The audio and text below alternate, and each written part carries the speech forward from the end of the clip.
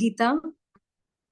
And when he tried to read the English editions of Bhagavad Gita, he could make out that probably they are not exactly telling what the original text meant.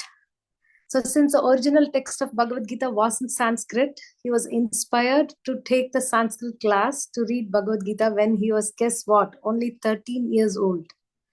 So then in 2 years, 15 years, he met the devotees.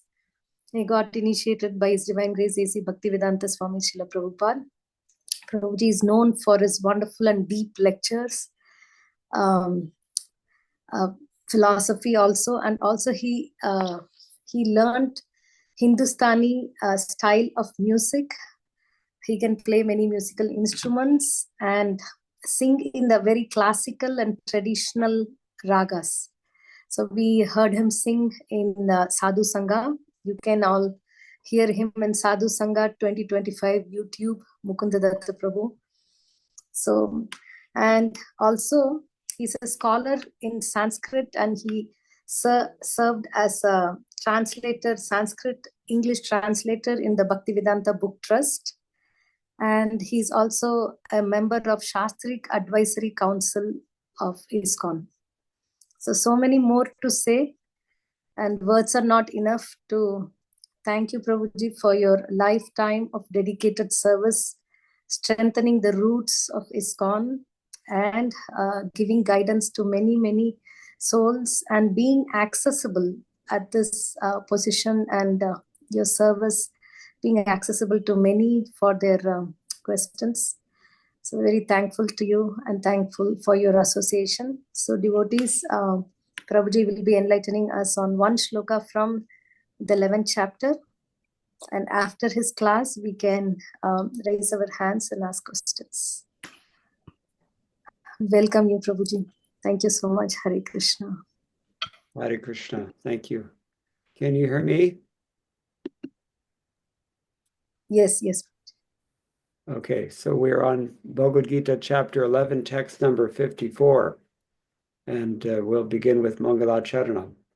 Om Ajnanatimanantasya Jnananjana Shalakaya Chakshur Unmilitam Yena Tasmai Shri Gurave Namaha Shri Chaitanya Manobhishtam Sthapitam Yena Bhutale Swayam Rupah Gadamahyam Dadati Swapadantikam Vandeham Shri Guroho Shri Yutaparakamalam Shri Gurun Vaishnavamscha Shri Rupam Sagrajatam Sahagana Lalata Sahagana Raghunathan Vitam Tam Sajivam Sadvaitam Savadhutam Parijana Sahitam Krishna Chaitanya Devam Shri Radha Krishna Padan Sahagana Lalita Shri Vishakhantitamscha He Krishna Karuna Sindho Dinabandho Jagatpate Gopesha Gopika Kanta Radha Kanta Namostute Tapta Kanchana Gaurangi Radhe Vrindavaneshwari Vrishabhanu Sute Devi Pranamami Haripriye Vansha Kalpatarubhyascha Kripa Sindhubhya Evacha Patitanam Pavanebhyo Vaishnavebhyo Namo Namaha Jaya Shri Krishna Chaitanya Prabhu Nityananda Shri Advaita Gadadhara Shiva Sadi Gaura Bhakta Vrinda Hare Krishna Krishna Krishna Hare Hare Hare Rama Rama Rama Hare Hare Madgavirapi Gopala Swikuryat Kripaya Yadi Tadaiva Sampayah Pitva Hrishe Yustat Priyajanaha. Text 54 of the 11th chapter is Bhaktya Tvananyaya Shakya Aham Evam Vidhorjana Gyatum Drashtum Shatatvena Praveshtum Chaparantapa. And that means, my dear Arjuna, only by undivided devotional service can I be understood as I am, standing before you, and can thus be seen directly. Only in this way can you enter into the mysteries of my understanding. And Srila Prabhupada has written a fairly lengthy purport here. Please listen carefully. Krishna can be understood only by the process of undivided devotional service.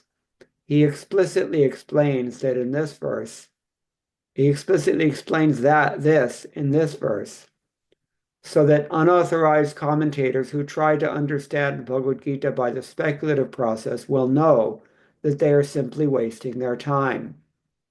No one can understand Krishna or how he came from parents in a four-handed form and at once changed himself into a two-handed form. These things are very difficult to understand by study of the Vedas or by philosophical speculation. Therefore, it's clearly stated here that no one can see him or enter into understanding of these matters. Those who, however, are very experienced from the Vedic literature, students of Vedic literature can learn about him from the Vedic literature in so many ways. There are so many rules and regulations, and if one at all wants to understand Krishna, he must follow the regulative principles described in the authoritative literature. One can perform penance in accordance with these principles. For example, to undergo serious penances, one may observe fasting on Janmashtami, the day on which Lord Krishna appeared, and on the 2 days of Ekadashi, the 11th day after the new moon and the 11th day after the full moon. As far as charity is concerned, it is plain that charity should be given to the devotees of Krishna who are engaged in his devotional service to spread the Krishna consciousness, the Krishna philosophy or Krishna consciousness through the world. Krishna consciousness is a benediction to humanity. Lord Chaitanya was appreciated by Rupa Goswami as the most munificent man of charity because love of Krishna, which is very difficult to achieve, was distributed freely by him. So if one gives some amount of his money to persons involved in distributing Krishna consciousness, that charity given to spread Krishna consciousness is the greatest charity in the world. And if one worships as prescribed in the temples in India, there is always some statue, usually of Vishnu or Krishna. That is a chance to progress by offering worship and respect to the Supreme Personality of Godhead. For the beginners in devotional service to the Lord, temple worship is essential. And this is confirmed in the Vedic literature, Shvetashvatara Upanishad 6.23. Yasya deve parabhaktir yatha devi tatha gurau tasyaitika tatha hirtaha prakashante mahatmanaha. That means one who has unflinching faith for the unflinching devotion for the Supreme Lord and is directed by the spiritual master in whom he has similar unflinching faith, he can see the Supreme Personality of Godhead by revelation. One cannot understand Krishna by mental speculation. For one who does not take personal training under the guidance of the bona fide spiritual master, it is impossible to even begin to understand Krishna. The word tu is specifically used here to indicate that no other process can be used, can be recommended, or can be successful in understanding Krishna. The personal forms of Krishna, the two-handed form and the four-handed, are described as Sudurdarshan. Very difficult to see. They are completely different from the temporary universal form shown to Arjuna. The four-handed form of Narayana and the two-handed form of Krishna are eternal and transcendental, whereas the universal form exhibited to Arjuna is temporary. The words Tvad Anyena Nadrishta Purvam in text 47 state that before Arjuna, no one had seen that universal form.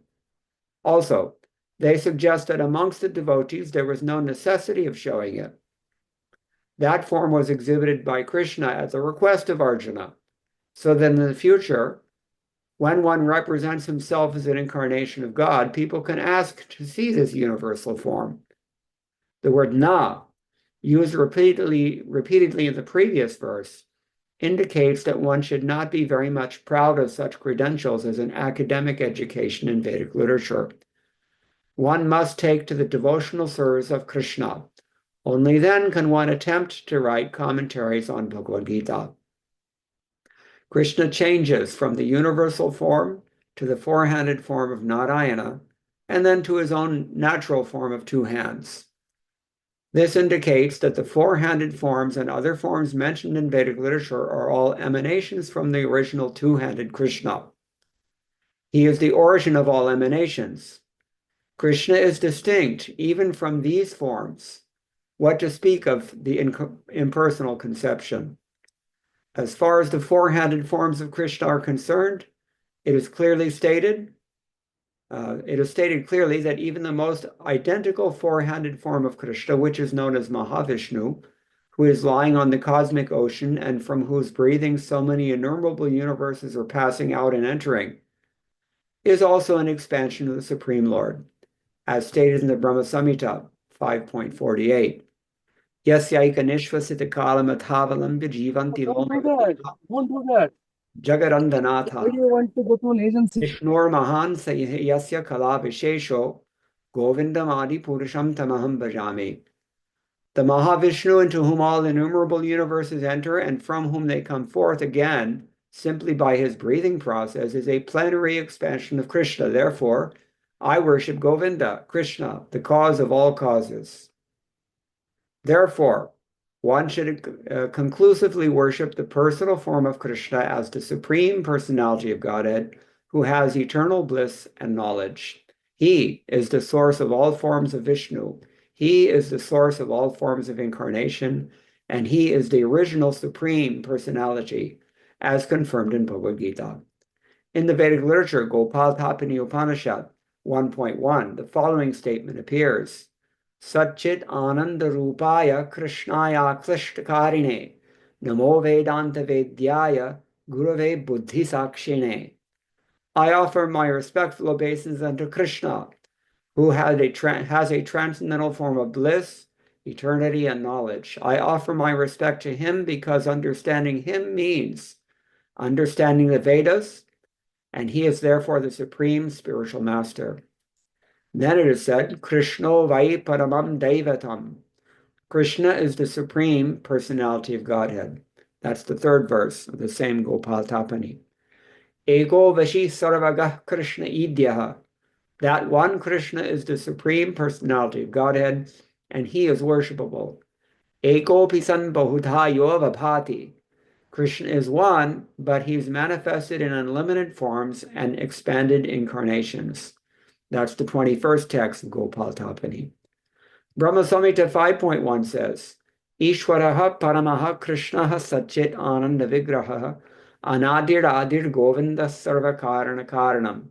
The supreme personality of Godhead is Krishna, who has a body of eternity, knowledge, and bliss. He has no beginning. He is the beginning of everything. He is the cause of all causes. Elsewhere it is said, Yatravatirnam Krishnakhyam Param Brahma Narakriti. The supreme absolute truth is a person. His name is Krishna, and he sometimes descends on this earth. Similarly, in the Srimad Bhagavatam, we find a description of all kinds of incarnations of the Supreme Personality of Godhead, and in this list, the name Krishna also appears. But then it is said that this Krishna is not an incarnation of God, but is the original Supreme Personality of Godhead himself. Ete changsha kalaha pungsa Krishnastu Bhagavan Swayam.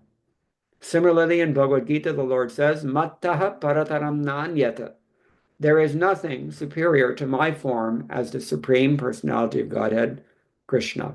He also says elsewhere in Bhagavad Gita, Ahamadir hi devanam. I am the origin of all the demigods. And after understanding Bhagavad Gita from Krishna, Arjuna also confirms this in the following words, Param Brahma, Param Dhamma, Pavitram, Paramam Bhavan. I now fully understand that you are the Supreme Personality of Godhead, the absolute truth, and you are the refuge of everything. Therefore, the universal form which Krishna showed to Arjuna is not the original form of God. The original is the Krishna form. This universal form, with its thousands and thousands of heads and hands, is manifest just to draw the attention of those who have no love for God. It is not God's original form. The universal form is not attractive for pure devotees who are in love with the Lord in different transcendental relationships. The Supreme Godhead exchanges transcendental love in his original form of Krishna. Therefore, to Arjuna, who was so intimately related with Krishna in friendship, this form of the universal manifestation was not pleasing, rather it was fearful. Arjuna, who was a constant companion of Krishna's, must have had transcendental eyes. He was not an ordinary man. This form may seem wonderful to persons who are involved in elevating themselves by fruitive activities, but to persons who are engaged in devotional service, the two-handed form of Krishna is most dear. Srila Prabhupada ki jai.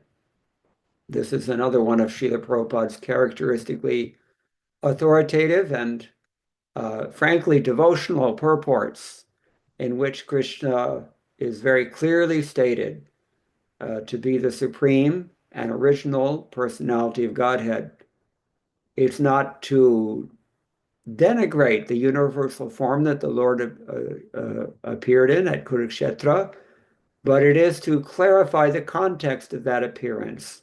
Arjuna had requested the Lord to appear in the universal form just to prove to those with less devotional eyes that Krishna was in fact the Supreme Lord. Otherwise, why should anyone believe it? And as Prabhupada very adroitly says here in his purport, any so-called incarnation should be requested, please show me your universal form. And of course, they will not be able to do it because they're not really incarnations after all. They're cheaters.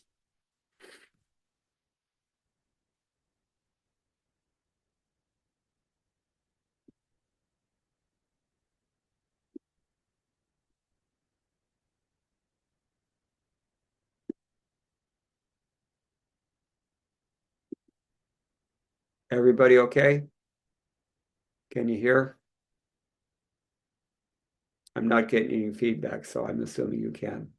All right, so Krishna. Srila Prabhupada begins his purport. Krishna can be understood only by the process of undivided devotional service. Srila Prabhupada told us that he uses his words very carefully. That's so? Why do you think he said undivided here? What does that imply? Krishna doesn't like divided devotional service. He likes exclusive devotional service. Our attention should not be divided. Some for Krishna, some for me or someone else. Krishna likes undivided devotional service. That means exclusive devotional service. And Srila Prabhupada also writes here that Krishna is explaining this so that those whose commentaries are meant to exclude Krishna or obscure Krishna or eradicate Krishna, they can't get away with it because the text is clear. The text says what it says. And in most cases, it's not arguable. What the text says, especially when virtually all of the acharyas have the same understanding of what that text is. All right, so no one can understand how Krishna came to Mathura in the prison house of Kamsa. They were prisoners, political prisoners. And such an amazing event, this appearance of Lord Krishna, great mystery. It's not something that is revealed to just anyone. It is only a devotee who can really understand, or someone who has been trained by a pure devotee and who is transparent enough to repeat that pure devotee's instructions without any needless adulterations or alterations. So these things are difficult to understand just by study of the Vedas, what to speak of by philosophical speculation.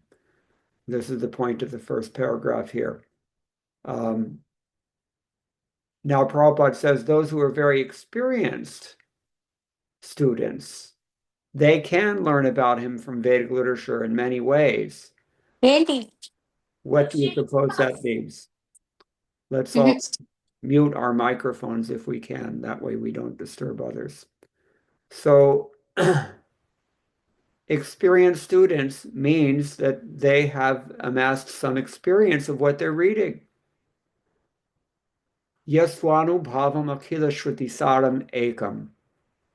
The sole purpose of the Vedic literature is to communicate the experience of Shukdev Goswami. At least that's what it says in the Srimad Bhagavatam. And his experience can only be bhakti, because devotees don't experience anything else. They're not interested in anything else. So devotees who have experienced the purport of Vedic literature, which is bhakti, they can understand by studying the Shastras. That is to say that they have the insight born of their experience such that they can actually gain enlightenment by what they read. When the mind and the heart are not purified enough to do that, then whatever we read, we are very likely to misinterpret or to twist and twangle according to our contaminated minds and intelligence until it means something other than what Krishna actually intended. It may even mean something antithetical to what Krishna intended. That's why Srila Prabhupada continually disparages non-devotional commentators. They don't have the insight to understand the true intent or the tatparya of the Vedic literature on account of their lack of bhakti. If you're not practicing this process, Ishopanishad suggests in several verses, then you will not get a proper realization. Or as Prabhupada has already quoted here in his purport from Shvetashvatara Upanishad, when you have equal faith in the spiritual master and Krishna, well, we can say the proof of that faith is that you act on the instructions received from the spiritual master and you realize Krishna thereby. Or, on the other hand, if you've understood directly what Krishna has to say in Bhagavad Gita, then you will also surrender to a bona fide spiritual master, because that's clearly the purport, at least in chapter 4, text 34. Tad vidhi pranipatena pariprashnena sevaya upadekshanti tad jnanam jnaninas tattvadarshinaha. Krishna very clearly tells us, find the person who has seen the truth, surrender to that person, inquire from that person, and render menial service unto that person. That's not possible to do in absentia, or that's not possible to do posthumously, as our Ritvik friends like to convince us. So, therefore, Prabhupada writes, those who are very experienced students of Vedic literature, they can learn. Other people are not even really interested in learning. They're interested more in talking than learning. So these are the people whose understanding of the Vedic literature is dubious, and we have to be careful of them. So then Prabhupada switches gears. There are so many rules and regulations, and if one at all wants to understand Krishna, he must follow the regulative principles described in the authoritative literature. One can perform penance in accordance with those principles. Obviously, whenever we discuss quote unquote the regulative principles in ISKCON, we think of no meat eating, no illicit sex, no gambling, no intoxication, etc., etc. But also any of the vidhis that are there in the Shastras, any of the nishedhas that are there in the Shastras, we also have to follow those standards. They are standards for good reason. One who follows these injunctions, that person will realize Krishna. Someone who doesn't do so will not realize Krishna, or he will realize Krishna only very, very, very slowly. So this is the next point. And Prabhupada says this is penance. I heard one lecture also in which Srila Prabhupada said, somebody asked him about humility, and Srila Prabhupada explained that humility, somebody asked Srila Prabhupada about, I think it was tolerance. We are supposed to be more tolerant than a tree, more humble than a blade of grass. And someone asked Srila Prabhupada how to perform this, how does this tolerance actually manifest in a pragmatic way, tangibly. Srila Prabhupada said, to be more humble than a blade of grass, that is real penance. And that is to be more tolerant than a tree. That is what it means, actually, to engage in penance. This is the penance, enough penance, very difficult penance. So, and he also mentions Ekadashi and Janmashtami, these are fast days. Charity he mentions here, Also, charity, it's very clear that Srila Prabhupada defines charity in a unique manner. We don't usually think of giving in charity, dan, as preaching Krishna consciousness, but it is, in fact. Just today, I heard someone say that the only intoxication that devotees are allowed is book distribution. That is the intoxication. But otherwise, book distribution is also charity, and Prabhupada has explained here why it is the supreme charity. If someone comes after how many millions and millions of lifetimes, labdhasa durlabhamidam bahu sambhavante, after so many births, someone finally comes to the human form of life, and someone finally comes in contact with a bona fide spiritual master, and someone has faith in that spiritual master, and the person is actually taken up the process to some extent, and the person is inquiring submissively how to advance in all sincerity, how you cannot give that charity. It's a very little thing to do for any of us, but it's a very big thing to do for someone else. So this is Prabhupada's definition of charity.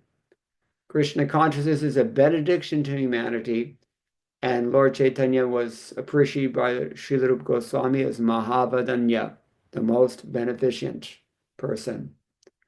So if someone gives even a little of their money to the Krishna consciousness movement, that's also a great charity. It's given to spread Krishna consciousness, and the world needs nothing more than it needs Krishna consciousness. All the suffering in the world is based entirely on lack of Krishna consciousness, according to our acharyas and according to the Shastras as well. So this is the chance we have to give in charity. Now Prabhupada says if one worships as prescribed in the temples, there's a chance to offer worship and respect to the Supreme Personality of Godhead. And this is especially important when we're neophyte devotees. Who is not a neophyte devotee amongst us? Most of us are all neophyte devotees. But for the neophyte devotees, the deity worship is practically the only link with God because they cannot see God outside of the temple. They're devotees, they bow down, they humbly engage in devotional service, they dance in ecstasy, singing and dancing in front of the deity. But as soon as they leave the temple, then they're swallowed up by Maya, and they lose their faith, and their activities become bent out of shape, and the results are not very sanguine. So neophyte devotees, their only lifeline, if you will, is the deity worship. It serves that purpose. Of course, those engaged in deity worship have to recognize that it's not just enough to worship the deity, you have to worship the devotees. And therefore, it's significant that Srila Prabhupada is quoting Shvetashvatara Upanishad here, that you have to place amongst all the devotees, you have to place the same faith that you offer to the Supreme Lord before the spiritual master. You have to place your entire faith before the spiritual master, take instructions from the spiritual master, be willing to be trained by the bona fide spiritual master. Bona fide spiritual master. Srila Prabhupada even used to explain sometimes that there's really no such thing as a bogus spiritual master. Spiritual master means he's bona fide. So sometimes a spiritual master may be a neophyte, as we said. He may even be a Kanishta Adhikari. Better than that is if he's a Madhyama Adhikari. Ideally, the spiritual master should be an Uttama Adhikari. But Nectar of Devotion, text number 5 in the Bhaktivedanta purport there, Srila Prabhupada has very clearly explained that you can accept a spiritual master from any of these 3 classes. Don't let others try to convince you otherwise, because it's not written so in the books. But the ideal is to take shelter of a spiritual master, but to whatever spiritual master we take shelter of, we have to place our faith there. That's why it's ideal to take shelter of an Uttama Adhikari. He'll not betray your faith, or he'll not disappoint you. The others, it's not so sure, but you can do it, and it's necessary to do it. So, all right.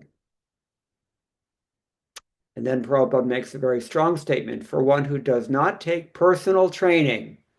That's why it cannot be a posthumous process.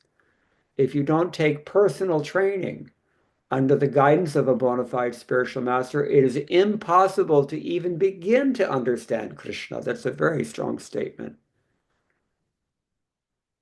Personal training is necessary. And it's an unfortunate fact, or maybe it's fortunate for some reasons, but many spiritual masters are not able to give personal training to their students, and we notice it because they come to me. That's been my experience, seeking the guidance that they can't otherwise get. So anyway, this is the injunction, nectar of devotion. Also says a spiritual master should not accept too many disciples that he's unable to train properly. They go around creating a disturbance for everyone else in the form of Ritvik ideology and other deviant ideals. So in this way, one has to accept a bona fide spiritual master. And here Prabhupada says that the personal forms of Krishna, two-handed or four-handed, they're all transcendental, eternal. The universal form is temporary. Now, this is a difficult thing to understand. Just like Krishna's transcendental birth is difficult to understand, his temporal form in the universal form is also very difficult to understand because it's transcendental as a manifestation of the Lord, representation of the Lord in a generic sense, but it is not, strictly speaking, eternal.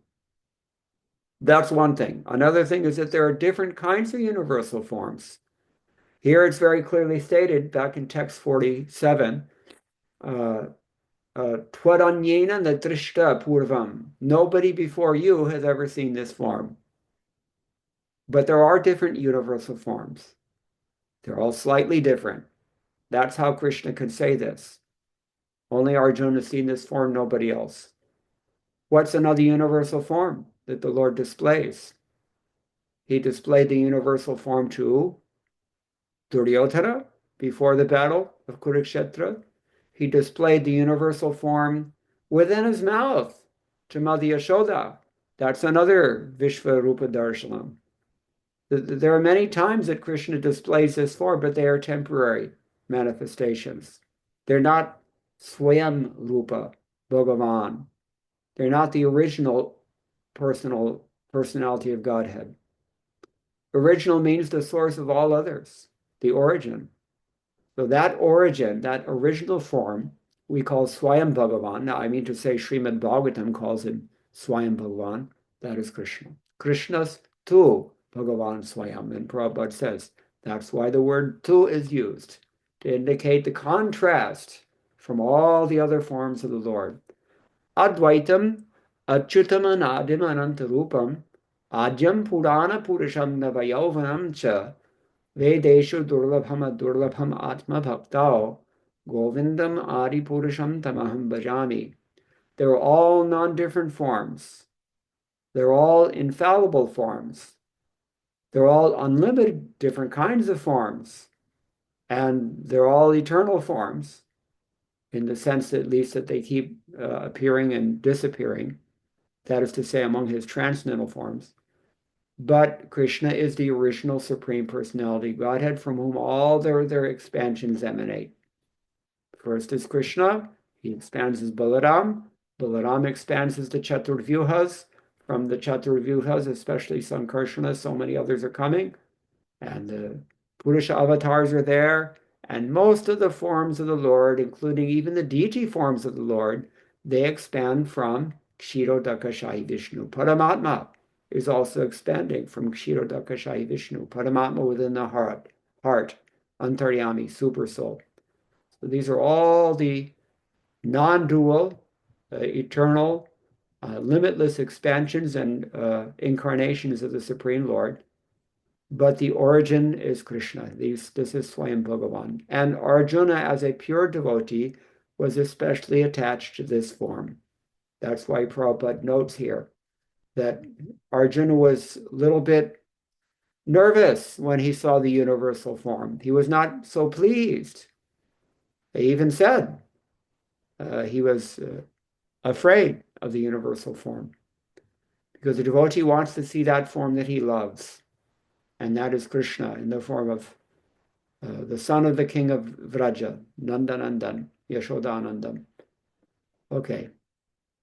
So Krishna changed back to his four-handed Narayana form, just to show that he is also Vishnu, and then back to his original form of having two hands.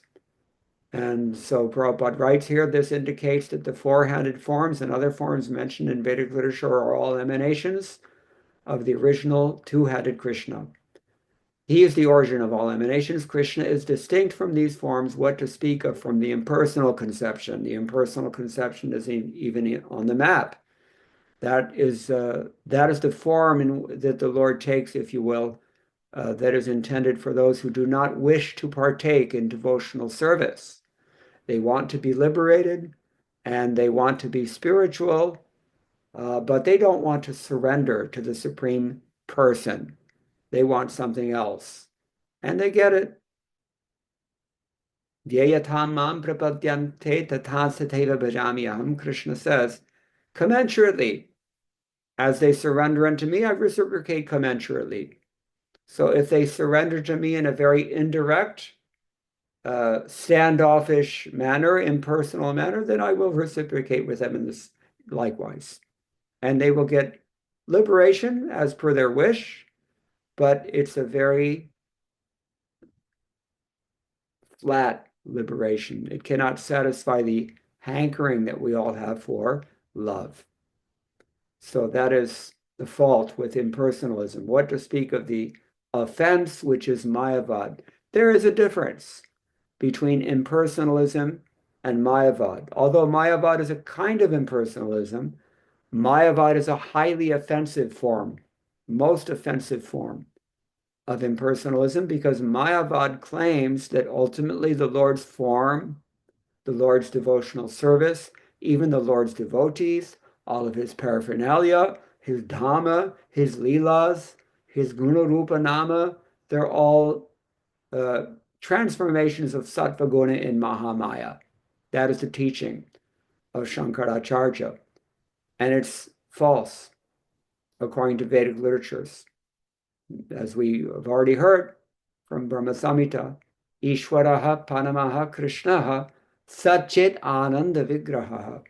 That form of Krishna is made out of eternity, knowledge, and bliss. That doesn't sound like Mahamaya. So there is a Maya that governs the Lord's internal affairs on the transcendental platform, but it's not Mahamaya. It's called Yoga Maya. And that's a different world. That is the transcendental world of devotional service. But Krishna is the source of all these emanations, and he's the original form of the Supreme Lord. So Prabhupada is quoting here that even all these Mahavishnus, they're just coming out of his breathing process. And therefore, one should conclusively, having heard all these things, one should conclusively decide to worship the original Supreme Personality of God, which is Govinda, Krishna, the eternal cause of all causes. He's the eternal form of bliss and knowledge. He is the source of all forms of Vishnu. He's the origin of all. And this is confirmed in this beautiful verse that he quotes, the first verse from the Gopal Tapani Upanishad. Satchit Ananda Rupaya Krishnaya Klishtakarine Namo Vedanta Vedyaya Gurave Buddhi Sakshine. That the Lord Krishna is the original form of transcendental eternity, knowledge, and bliss. He is understanding him means to understand the Vedas. He is the supreme spiritual master. He is the one who is the supreme Krishna Vaipanamam Daivatam, the supreme deity. That's also there. Ego Vashi Sarvagah Krishna Idya. He's the supreme personality of Godhead. He's one, but he's manifested in unlimited forms and various expansions. All these things are stated there. So, Yatravatirnam Krishnakhyam Param Brahma Narakriti. But this person nonetheless appears in a human-like form. Human-like form. And not that Krishna incarnates as a human being in the same way that we do, right? Through the force of karma within the dominion of Mahamaya. Krishna doesn't have to do that. But he comes in exactly that form because that's something that we can relate with. That is something that we can interact with. Why does Krishna in the temple, for example, appear to be made out of stone or metal deity? Because we can't see anything other than stone and metal. Why does Krishna behave with us like a small child who requires milk? Because that gives us an opportunity to provide, to fulfill his desires, to render devotional service. So in this way, Krishna comes again and again. And when he comes in his original transcendental form, as we've heard. And it's very mysterious how he appears with his four hands, even in the prison house of Kamsa. So, Mata Parataram Nanyat, Krishna says, there's nothing superior to me. And Ahamadirhi Devanam, I'm the source even of all these demigods. Param Brahma, Param Dhama, Pavitram, Paramam Bhavan. Arjuna also is telling Krishna the same thing. Now I finally got it. This is you, the supreme Dhamma, the supreme Pavitram. So Prabhupada concludes here that therefore the universal form that Krishna showed Arjuna is not his original form. The original is his Krishna form. The universal form with its thousands and thousands of heads and hands is manifest just to draw the attention of those who have no love. Such cold worlds the non-lovers of Krishna live in. And some of them are so ignorant that they don't even realize that they don't have to keep dying again and again. They don't have to keep undergoing divorces or cancer or auto accidents or, alcoholism or all the problems that people have in this world based on their bodily misconception. What to speak of the ignorance, because it can get that thick that people have trouble even accommodating the very idea that I go on after death. There are so many people in today's world who believe that after death, everything just goes dark and that's it. You're snuffed out forever. You do not exist any longer. What a hopeless worldview. What a cold, impersonal, and ultimately fruitless, hopeless point of view. And people are suffering under the weight of these wrong convictions. And devotees have to act as the conduits of Krishna's mercy and extend themselves to such misguided conditioned souls who are deliberately kept in ignorance by those who should be leading society in the right direction, but instead the so-called leaders misuse their own intelligence for similarly ignorant purposes of exploiting the less intelligent. And so they keep them in that same ignorance. They will not allow you to talk about God. They will not allow you to awaken people to a spiritual understanding that you are eternal, that you don't have to keep dying and taking birth again and again. These are the demons that Krishna comes to eliminate when he appears in this world. Paritranaya sadhunam. Anyone who has a glimmer of hope in spirituality, these persons Krishna comes to deliver, to encourage, to elevate, to inspire, and to deliver, and to benedict. And those other persons who are just getting in the way or trying to obstruct that purpose, Krishna has to eliminate them. What else can be done? You can lead a horse to water, but you cannot make him drink. So here Prabhupada is talking about how Arjuna was in a very deep relationship with Krishna since childhood. They were friends, and Arjuna's therefore not so much interested in Krishna's majesty as much as he's interested in Krishna's friendship. That is his transcendental humor in relation with the Lord. Okay, so This form may seem wonderful, the universal form, to persons who are involved in elevating themselves by fruitive activities or even in personal gyan for that matter.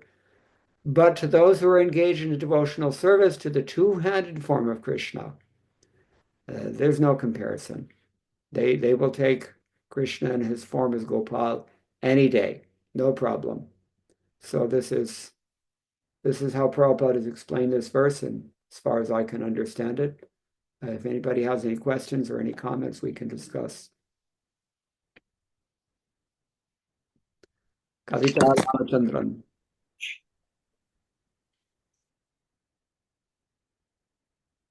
Hare Krishna Prabhuji, Dandavat Pranam, Jai Shri Prabhupada. So in the 10th canto, there is a verse, Malanam Ashanir Ranam.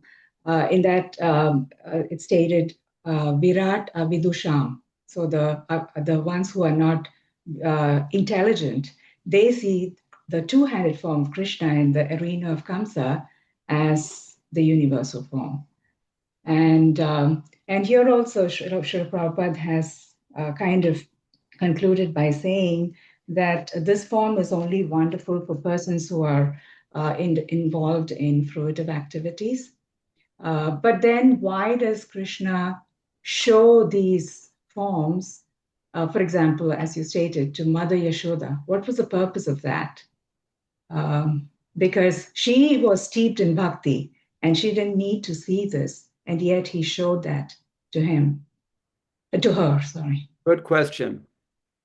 If the universal form is meant for those absorbed in foolish fruitive activities or less intelligent gyan, so-called gyan, why would Krishna waste time showing the universal form even to his exalted Ragatmika Bhakti, Mother Yashoda? The answer is that this was the initiative of Yoga Maya. It was not Krishna's own desire to do that. It was Yoga Maya's initiative. She suggested that Krishna do this. She arranged for Krishna to do this, I should say, and Krishna willingly went along with it. But the question still remains, why?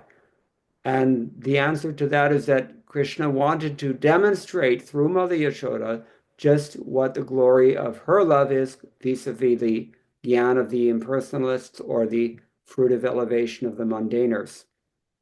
That Krishna wanted to show how powerful Mother Yashoda's love was, that even she saw this universal form, even she saw the same proof that Krishna was displaying at Kurukshetra to persons of Duryodhana's character. Even she saw the same proof that her son was the supreme Godhead, the great cosmic creator, sustainer, and annihilator. But that did not faze her motherly affection for the Lord. Her own nishtha, if you will, was completely fixed in the conception that Krishna is my son. Whatever's wrong with his mouth, I have to take care of him. She just wasn't moved in the least. Just as Arjun was not really very moved by this universal form, except that he didn't want to deal with it. He wanted his friend back. And Mother Yashoda similarly. In other words, panam drishtva navartante, rasavarjam rasopiyasya. When we see the higher taste that these devotees have in their transcendental bhakti, and in particular in the sweet taste of their own personal relationship with Krishna, and how much higher that is for them than any of these other so-called attractions, either in the form of mundane sense gratification or transcendental attainment of any sort, of any non-devotional sort, I should say, then we get some inspiration. Maybe I should follow such persons. When you follow a Ragatmika Bhakta, like Mother Yashoda, then you become a Raganuga Bhakta. These are the two terms used by Srila Rupa Goswami. And there's really no other way to attain pure devotional service except through the mercy of such a bhakta. So, Tishtan Vrajetad Anuragi Jananugami, Rupa Goswami tells us, you should follow in the footsteps of such Vrajavasis. And you should thereby gain a taste for chanting the holy name of Krishna. Hare Krishna, Hare Krishna, Krishna Krishna, Hare Hare, Hare Rama, Rama Rama, Hare Hare. That's my understanding. I hope that's satisfactory. Can I ask another question? So at our level, I mean, Mother Yashoda's level is different, but at our level, sometimes we do have awe and reverence for the Lord. It's not pure, ragatmika bhakti, because we're not qualified for that. Does this universal form serve a purpose in that? Or is it something, again, not recommended or prescribed? Because Srila Prabhupada, time and again in this chapter of Bhagavad Gita, he continuously reminds us this is the material form and we shouldn't be attracted to it. But yet, when we see those descriptions, we feel that there is something, that Krishna's Virat form is attractive in some ways. So here's the thing, to the extent that our own hearts are mixed and our own bhakti is mixed with non-devotional ideals or pursuits, to that extent, the universal form can help us for exactly the same reasons that it helps the karmis and the gyanis. In other words, anyone who partakes in those non-devotional processes can be benefited from realizing the significance of this universal form for the same reason that those non-devotees can benefit from it. But there are two things we have to consider here. One of them is sadhya, and the other one is sadhana. As a sadhana, it may be helpful to appreciate and to, I mean to say, even meditate on the universal form. There's a lengthy description given in the second canto also. It's useful as a sadhana, but it is never the ultimate sadhya. Our only sadhya is Aradhyo Bhagavan Vrajesha Tanayas Tadhama Vrindavanam Ityadi, as one of our acharyas nicely explains. We worship the son of the king of Nanda, as he's described in Srimad Bhagavatam, and the best thing is to follow in the footsteps of the gopis in doing so. That's our sadhya. So the universal form is not a sadhya, but it may be beneficial to us to the extent that we're also contaminated in the same ways as the karmis and gyanis are. Is that okay? thank you so much. Anything else?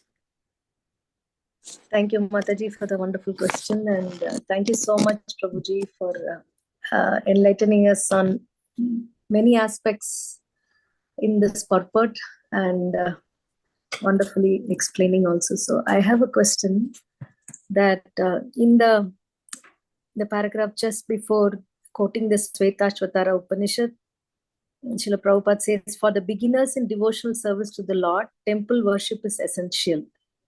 And this is confirmed in the Vedic literature. So, I mean, we see that temple worship was recommended by Goswamis also, and also Madhavendra Puri pastimes is connected to the temple worship. So, can you explain why the word like beginners in devotional service, temple worship is essential? I tried. Sorry, Prabhuji. I said I tried. I tried to explain. The point is that in the beginning, practically people, their only conception is that Krishna's in the temple. That's it. Once you take them out of the temple, they lose any touch. That's what happens when you don't read Srila Prabhupada's books. And it's a textbook description of the Kanishta Adhikaris that he's not reading. So he doesn't have the knowledge to appreciate the Lord's presence outside his temple. For that reason, I think I used the word, it's his only lifeline to Krishna consciousness, is temple worship, and it serves that purpose, and it's an important one. Prabhupada even uses the word essential here in this passage. So it is essential. It's not that, only neophytes worship or that you should give up worshiping in the temple, even if you're no longer a neophyte, which hardly ever happens, by the way. But yeah, it's a very important aspect of Krishna consciousness, but especially for the beginners. Does that help to clarify? Yes, Prabhuji. Thank you so much. Okay. Anybody else has any questions? Oh, Daru Govind Prabhu. Yeah. So Hare Krishna Prabhuji, Dandot Pranam. yes. Very nice class and very nice explanation on this purpose. because this is always my confusion. And I have a small question. In multiple places, Krishna in Bhagavad Gita explains about this concept of if you see me in everything, and if you like you know if, see me in everything, and I'm everything in me, then you are not lost to me, I am not lost to you, sort of. So if you put these two statement together, two things together, how we can see that is also kind of very exalted position of a devotee, or the sadhaka, right? So how do we connect with these two aspects, basically? Same thing is Well, with the Pandita Samadarshana, when yeah. Pandit is there. So I think you're asking, how do we see Krishna everywhere, no? yeah. So I mean, seeing a Krishna everywhere versus his universal form. What is the difference between these two, basically, Okay. concept? Yeah. Okay. Well, the universal form, as we said, it's a more or less, it's the material representation of Krishna. It's Krishna only in that respect, but it is not his eternal or original transcendental form. However, devotional service to the original and transcendental form is Swayam Bhagavan Krishna. That's something that you can cultivate in any situation at all, and that is your connection. So how do you see Krishna in all circumstances? Because you see devotional service in all circumstances. We have a mission to spread Krishna consciousness throughout the entire universe. And there are plenty of persons who have never even heard of Krishna consciousness because we're not taking that mission seriously enough.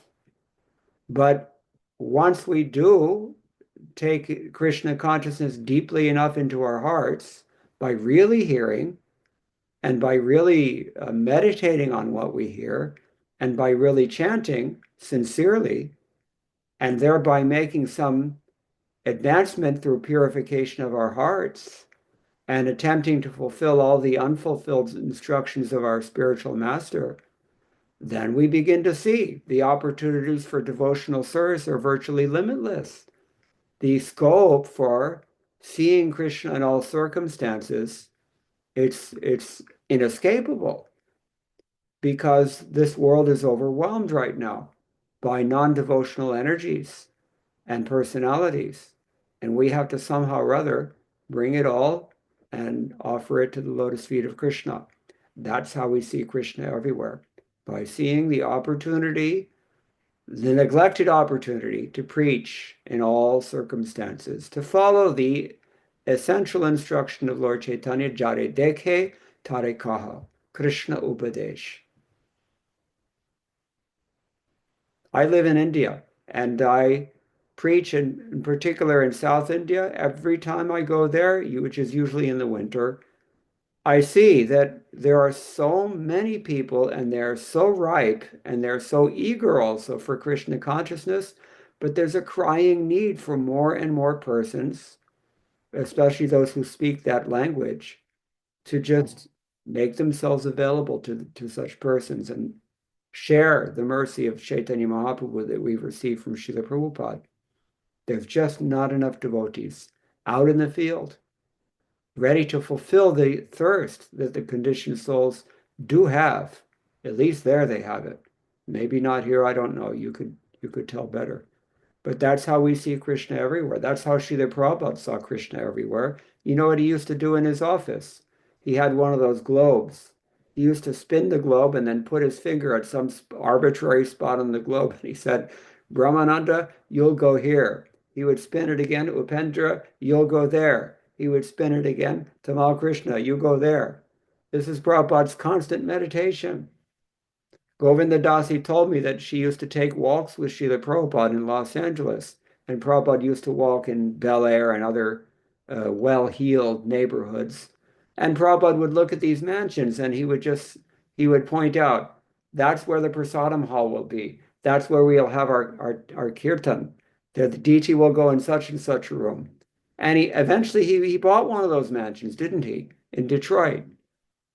And he had enough sahas that he actually asked the real estate agent to just donate the property multi-million-dollar estate. He just asked him to donate it free of charge to ISKCON. Could you do that? This is how Prabhupada saw Krishna everywhere. Is that okay? It's a beautiful. Thank you, Prabhu. It's very nice. We may not be able to see Krishna, how he's working with all of his energies, and we certainly, I don't think most of us are really participants in the Ras Leela just yet, but we do know what Srila Prabhupada asked of us to do. And we can see how Prabhupada set the example for us to follow that instruction. And we can make our best attempt.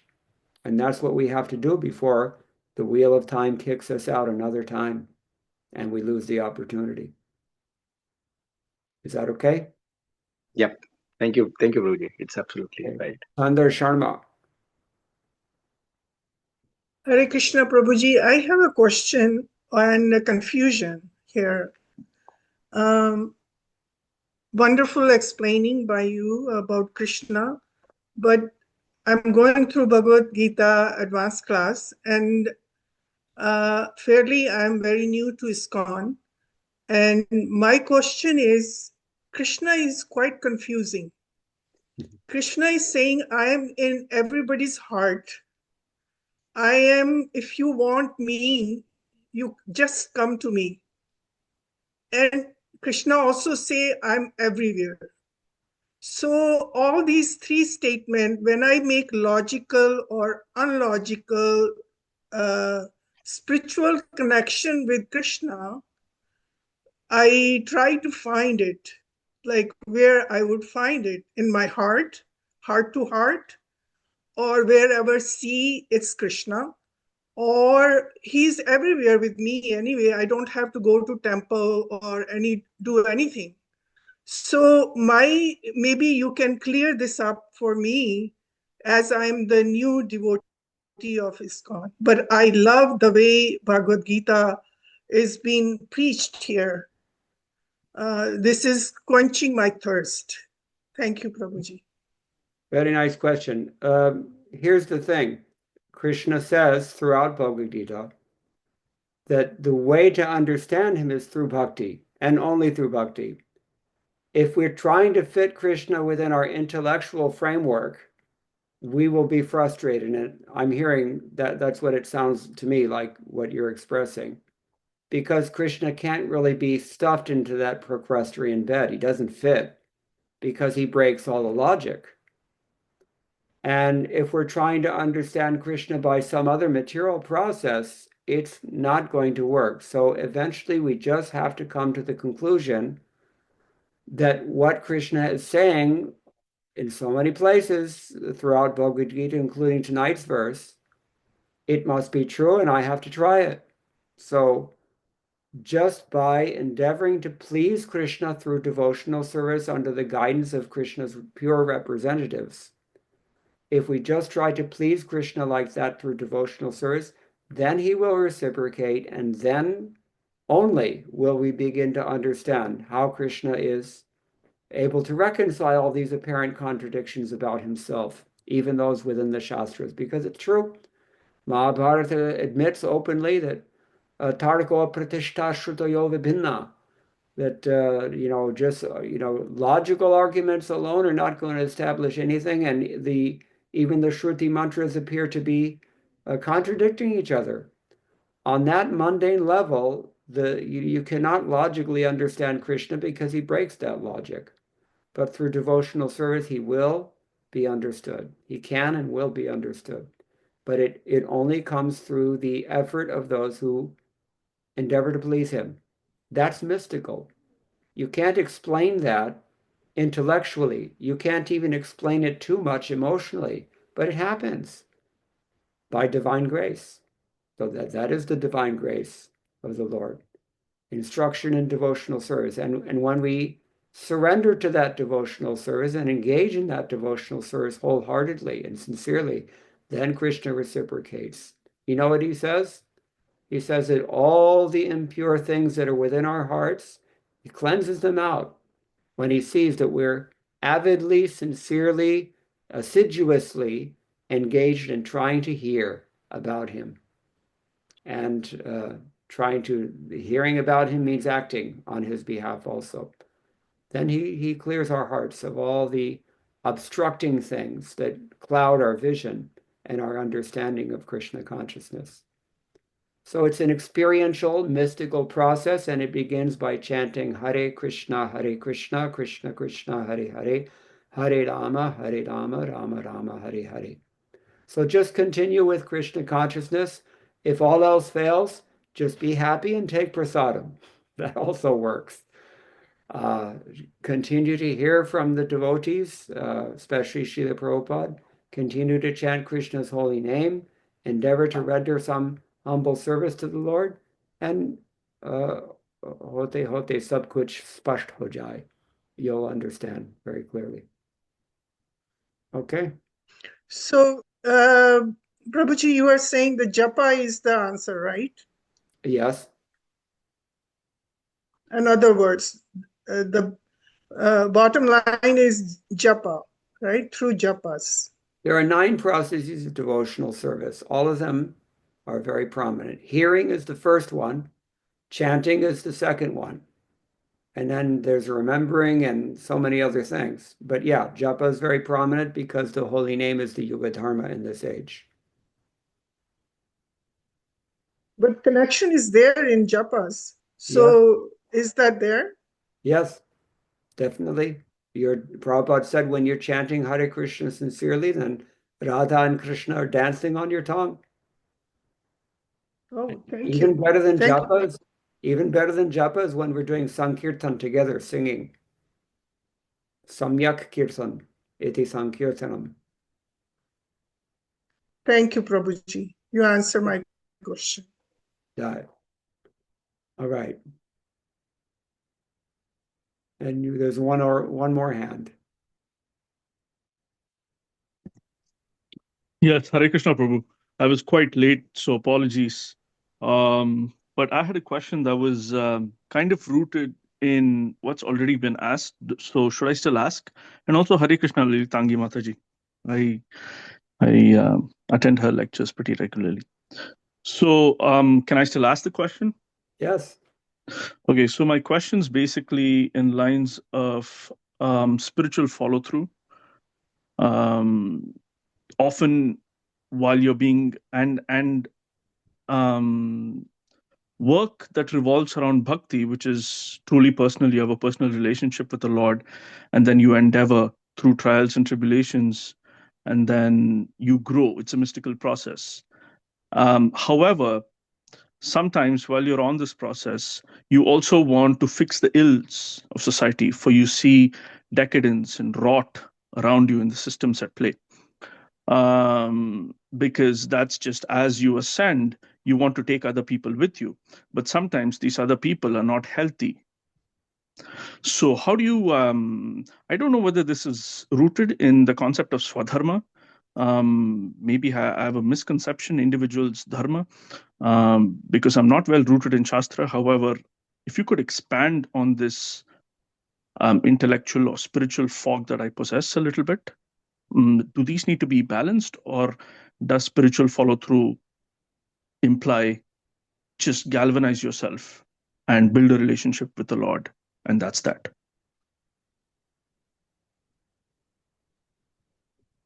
Okay, I'm not sure I understand your question. There's 2 ways we can go about this. I can try to restate what I've understood, or you can try to restate the question in 1 sentence. Sure. Yeah, we could go back and forth and then, yeah. Well, my understanding is that you're asking how do you balance your effort to personally purify yourself and become Krishna conscious and at the same time to do good for others? Is that what you're asking? Or Without being pulled down. likewise? Without being pulled down. Without Because being you're still tender. Yeah. Yeah, well, that's a very good question. Srila Prabhupada said we have to learn the fine art of how to catch a fish without getting wet, so to speak. And Right, exactly. that we have to very carefully monitor our association.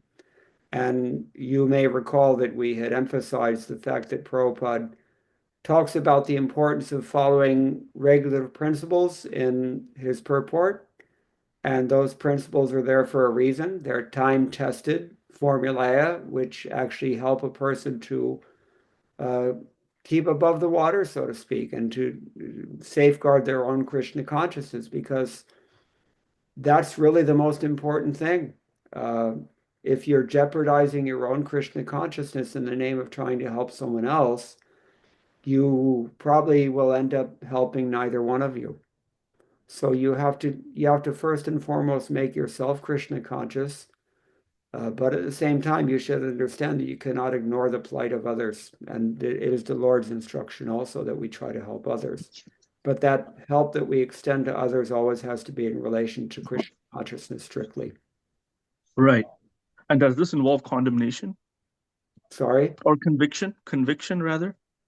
Or we have no right to convict? Convicting means? Spiritually convicting, Judging. condemning actions. Yeah.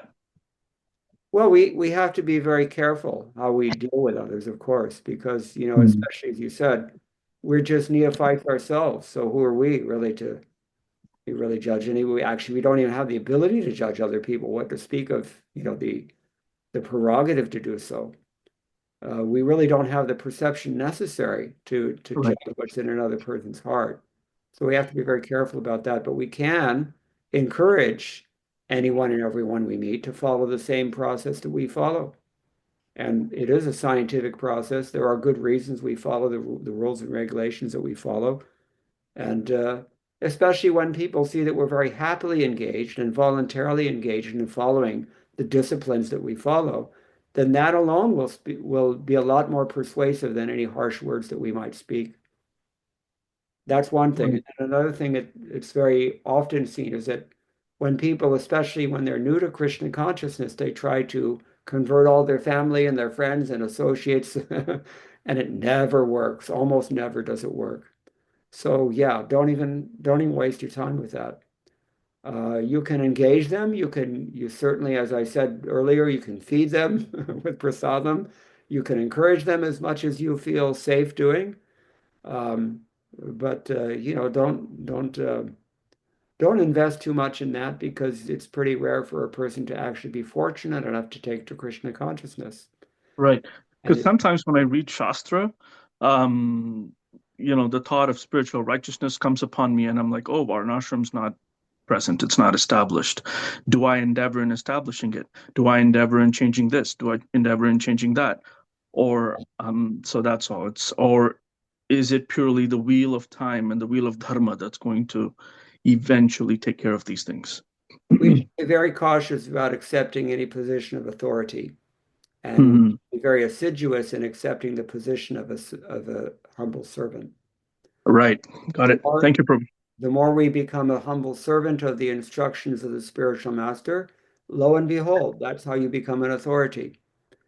But the more you become an authority, it doesn't necessarily follow that you will be a humble servant at the same time.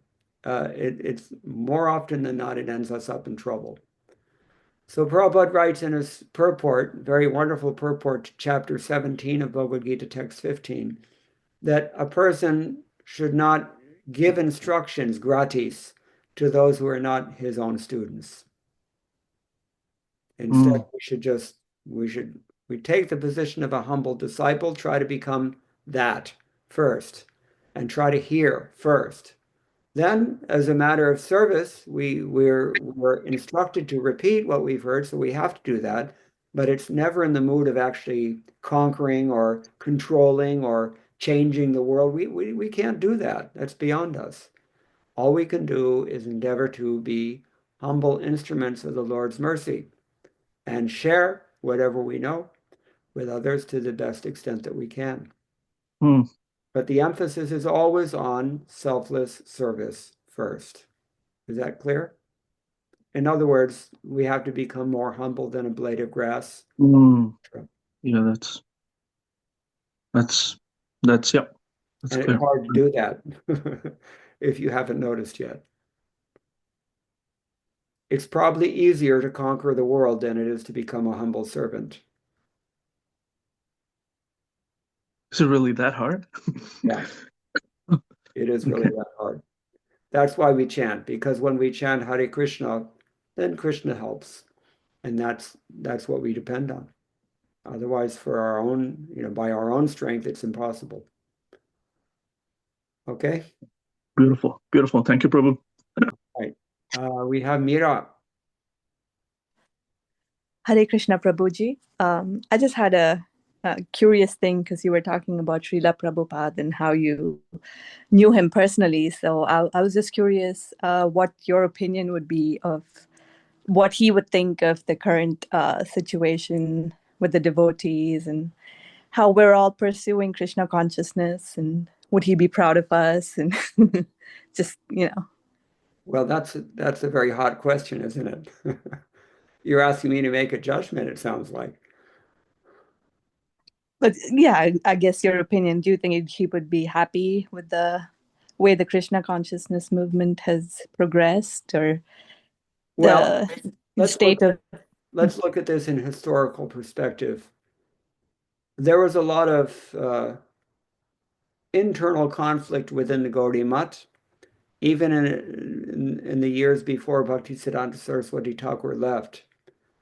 And so it's not surprising that within just a year or two or three after he left, the Gaudiya Math had all but splintered up and disappeared. And they all went their own ways and have never been really as strong as they once were since 100 years now. But ISKCON has continued on in at least an institutionally united way, and that's half a century after Srila Prabhupada left. And I think that speaks for something. One thing it speaks to is the fact that Srila Prabhupada was wise enough to insist on establishing a GBT, which was the order of his own guru, even well before he passed away, just to make sure that it actually happened. And because he had that foresight, the movement is still going on in a unified way. That's a very significant achievement. I mean, there's plenty of challenges, and as I implied, there's a lot of internal conflict as well, ideological and otherwise, but still it's going on and it's increasing, especially in India, it's increasing like anything. So, it's very positive.